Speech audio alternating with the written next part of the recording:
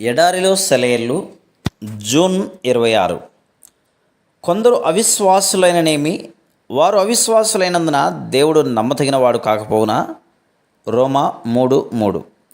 నా జీవితంలో సంభవించిన ప్రతి మనస్తాపము నాలోని ఏదో ఒక అపనమ్మకం మూలానే అనుకుంటాను.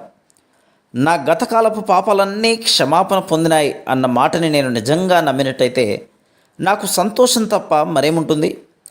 ప్రస్తుత కాలంలో నా జీవితంలో దేవుని శక్తి నిండిందని, నా మానసిక స్థితులకు అనుగుణంగా కాక ఎప్పుడూ ఒకే రీతిగా ఉండే దేవుని కృప నా భావి కాలమంతటినీ గొప్ప నిరీక్షణతో వెలిగించిందని, అపనమ్మకం వల్ల నేను దేవుని వాగ్దానాన్ని పరిగణించకుండా కాలు జారుతూ దిగులు పడుతూ ఉన్నప్పటికీ ఆ వాగ్దానం మాత్రం చెక్కు చెదరకుండా ఉంటుందని, ఆ వాగ్దానపు శ్వేత శిఖరాలు నిత్యత్వపు ఆకాశాల్లోకి తమ తలలెత్తి నిత్యము చూస్తుంటాయని, వాటి పునాదులు యేసు అనే బండ మీద స్థిరంగా ఉన్నాయని నేను స్థిరంగా నమ్మి ఉన్నట్టయితే నా బ్రతుకులో ఇక దుఃఖానికి తావేది?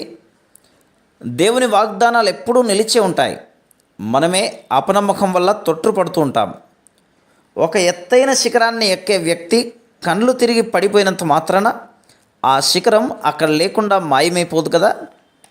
ఇకపోతే అపనమ్మకం వల్ల దేవుని వాగ్దానం గురించి మనం సందేహిస్తే ఆ వాగ్దానం మన పట్ల నెరవేరకపోవడంలో ఆశ్చర్యం లేదు కదా. అలా అని మనకి విశ్వాసం ఉంది కనుక ఆ వాగ్దానాలకు మనం హక్కుదారులమని, మన విశ్వాసమే వాటిని మనకి సంపాదించి పెట్టిందని అనుకోకూడదు. దేవుడు ఒక షరతు పెట్టాడు. వాగ్దానాలు మన పట్ల నిజం కావాలంటే ముందు మనం నమ్మాలి. ఎందుకంటే ఇచ్చేవాడు తాను ఏ షరతుల మీద ఇవ్వదలుచుకున్నాడో నిర్దేశించే అధికారం అతనికి ఉంటుంది కదా. ఇదెలా సాధ్యం అని ప్రశ్నిస్తూ ఉంటుంది అల్ప విశ్వాసం. ఎలా అనే ప్రశ్న నాలుక చివరే ఉంటుంది. అయితే విశ్వాసం దగ్గర 10,000 ఎలాలకి ఒకే ఒక సమాధానం ఉంది: దేవుడు. ఏ మనిషి ప్రార్థన ద్వారా తప్ప మరే విధంగానూ అంత తక్కువ సమయంలో అంత ఎక్కువ ఫలితాన్ని పొందలేడు. ఒక జ్ఞానం గల మాట ఉంది. ప్రార్థన గురించి యేసు ప్రభు చేసిన బోధకి ఇదే సారాంశం.